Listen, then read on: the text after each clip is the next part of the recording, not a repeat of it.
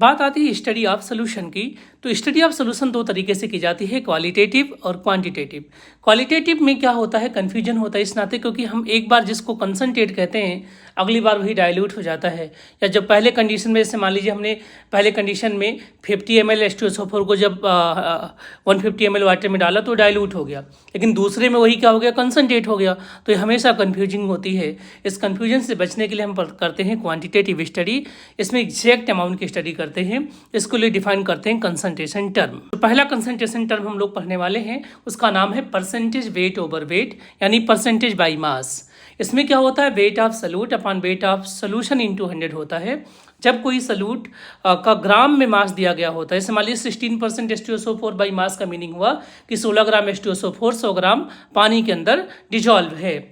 अब इसका यूज क्या है, इसको हम जनरली एक्स से रिप्रेजेंट करते हैं। इससे मोलरिटी डायरेक्टली निकलता है। मोलरिटी का फॉर्मूला होता है 10dx, 10 into density into percentage weight over weight upon molecular wait.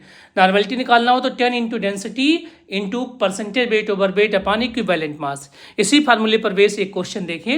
Question in 1200 gram solution 12 gram urea present.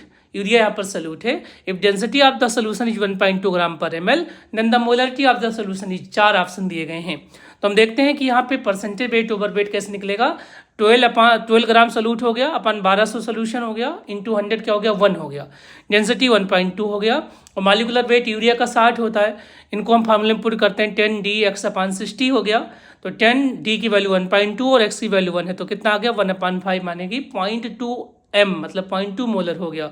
तो इसका सही आंसर क्या बनेगा, ए। तो इसका एप्लीकेशन भी है न्यूमेरिकल में भी, और वैसे भी एग्जाम में पूछ लिया जाता है कई बार, ठीक है। लेकिन याद रखिएगा ये जो एम और एन के दोनों फार्मूले हैं, इसमें कुल परसेंटेज वेट ओवर वेट लेना होता है। अगर आप परसेंटेज वेट ओवर वॉल्यूम ले लोगे तो आपका क्वेश्चन गलत हो जाएगा, मतलब उसका जो आंसर हो गलत हो जाएगा। उसको दूसरे तरीके से हम सॉल्व करेंगे।